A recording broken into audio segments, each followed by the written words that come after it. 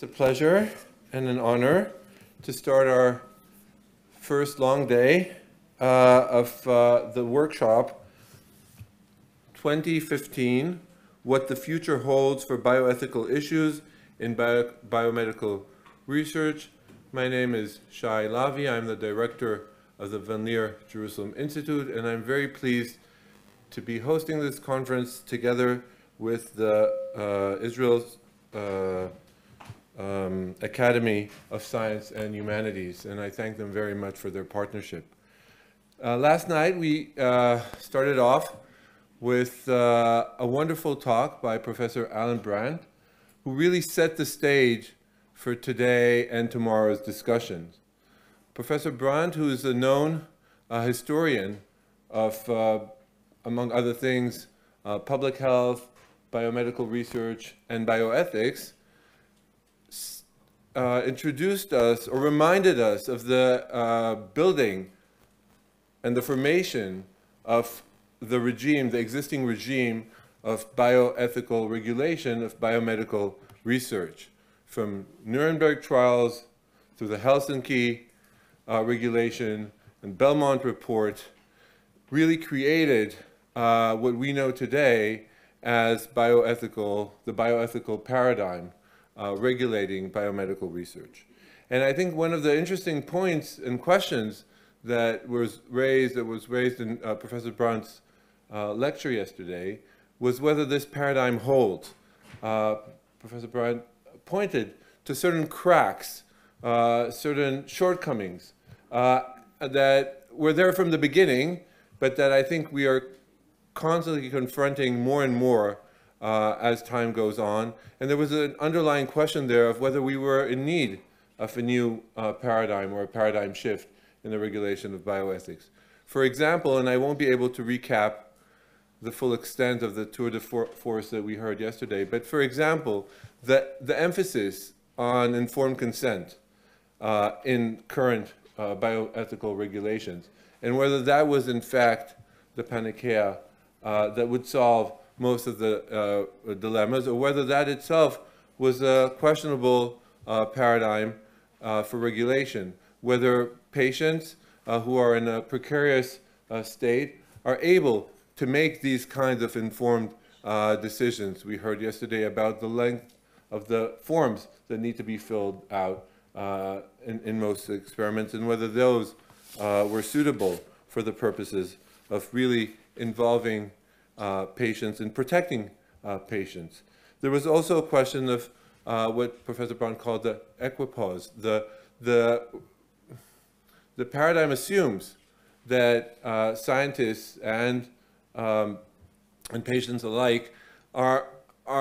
facing an open question of whether the experiment will actually succeed, whether the new drug will actually be effective, and how that is constantly being challenged by, again, by patients who are in vulnerable conditions, facing at times a terminal diagnosis, and who are eager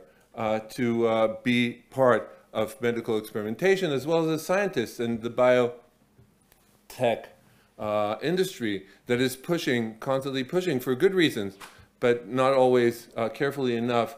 new medications and new drugs. There's a question of where we're facing, what we're facing today with changes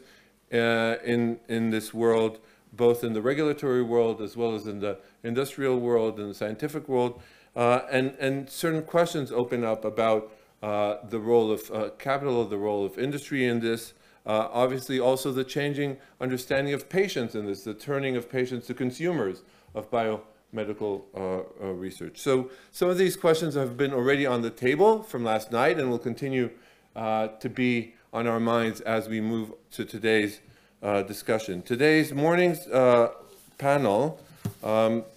will be addressing, I think, a very essential question in the field, the question of whether biomedical research is overregulated or underregulated, and whether that at all is the way of framing the question, whether it is about overregulation and underregulation, or whether there are other questions to be asked. But the point of departure for this morning's panel is this kind of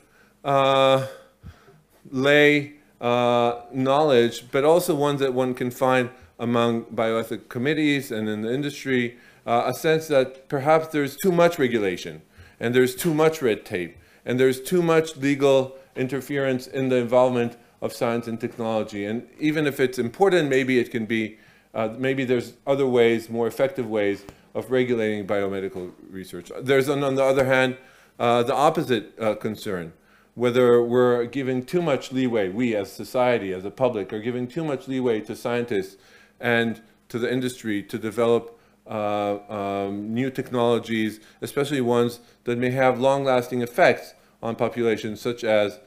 genetic engineering and other new technologies, whether privacy is protected enough within the new framework. So in order to address these questions, the steering committee, which this is another good opportunity to thank the people involved in organizing the conference, the steering committee decided to commission a report, and we turned to Dr. Sivan Tamir, who actually produced in her capacity as part of the Tech Policy Institute in Israel, a report addressing some of these questions of over and under regulation and whether that's the question. And what we'll do today in this morning's session will allow Sivan Tamir to present the report, which is also available in a hard copy outside for those of you interested. We hope to put it also online, and present the basic findings of this important research, which is